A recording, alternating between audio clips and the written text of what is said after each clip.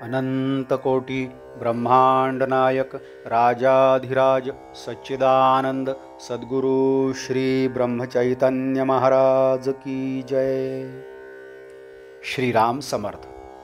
2 November. आसक्ती भगवंताची असावी। कोणत्याही धर्माची आपण कधीही निंदा करू नये। प्रत्येक धर्मात निरनिराळे विधी लावलेले असतात। धर्माला विधींची फार जरुरी असते।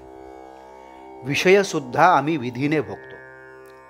आम्ही गंगेवर स्नानाला जातो असे म्हणतो। खरोखर मनाने आपण गंगेवर गेलो तरी चालू शकते। तेव्हा गंगेला स्नानाला जाऊन अपवित्र मनाने परत आलो तर त्या स्नानाचा काय उपयोग? नाम घेऊन विषयाचा धंदा केला तर काय उपयोग? कर्माची बंधने तुटावीत म्हणून शास्त्राची बंधने पाळावी लागतात। देवाला पैसा देण्याचा हेतू हाच की माझा लोभ कमी व्हावा। खरे म्हणजे आपल्याला कर्म केल्याशिवाय करमतच नाही, पण आपण फळाची आशा उगीच करीत बसतो। इथेच आपले चुकते। काहीही न करता राहणे मनुष्याला शक्य नसते। उदाहरणार्थ, एखाद्याला सांगितले की हातपाय न हलवता काही न करता स्वस्थ राहा, तर ती त्याला शिक्षाच होईल। जर काहीतरी करणे जरूरच आहे तर उचितच गोष्ट करावी। जी गोष्ट बंधनाला कारण होते ती विपरीतच असते। कर्तेपणाच्या अभिमानाने केलेले कर्म हे असे विपरीत कर्म होय। ज्ञानावस्थेमध्ये झालेले कर्म पूर्णच असते। त्या अगोदरचे कर्म पूर्ण होत नाही। धर्म तरी काय सांगतो तर प्रत्येकाने आपले कर्तव्य करावे। पण कर्तव्य तरी कशासाठी करायचे तर ते भगवंतासाठी होय। भगवंताच्या ठिकाणी श्रद्धा ठेवून कर्तव्य करावे तरच मानव सुखी होईल। सुधारणांनी सोयी केल्या म्हणजे देहसुख वाढविले, त्याने परावलंबित्व मात्र आले आणि परावलंबनात खरे सुख नाही।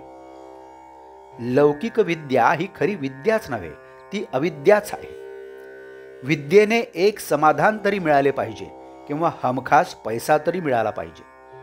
या दोन्ही गोष्टी तिने साधत नाहीत। विद्वानाला सुद्धा मला नोकरी द्या म्हणून अर्ज करावा लागतो, म्हणजे ती विद्या स्वयंप्रकाशी नाही।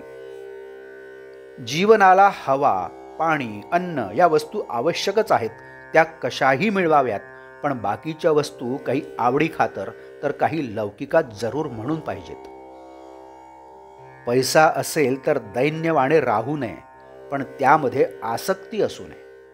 आसक्ती भगवंताच्या ठिकाणी असावी आणि इतर प्रापंचिक वस्तूंबद्दल उदास असावे। मला कोणी शत्रू नाही आणि मित्र नाही अशी ज्याची खरी वृत्ती तो सुखी। जो कशावरही अवलंबून नाही, ज्याच्या आड काही येत नाही, तो मुक्त समजावा।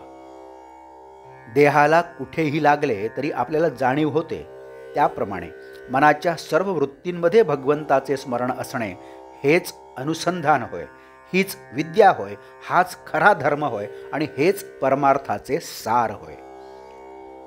आजचे बोधवाक्य। ज्याच्या प्रपंचामध्ये पाठीराखा परमात्मा आहे, तो प्रपंचच त्याचा परमार्थ होतो। जानकी जीवन स्मरण जय जय राम। नमस्कार। मराठी आणि हिंदीतून रोजची श्री महाराजांची प्रवचने आपण ऐकत आहातच, परंतु कृपया चॅनलला भेट द्या आणि प्लेलिस्ट बघा। मराठी अथवा हिंदी प्रवचने आपण आपल्या सुविधेप्रमाणे ऐकू शकता। मी परत एकदा आपणाला विनंती करतो की चॅनलला सबस्क्राईब करा, शेअर करा, लाईक करा, कमेंट्स द्या, बेल आयकन दाबायला मात्र विसरू नका। धन्यवाद। जय जय श्रीराम।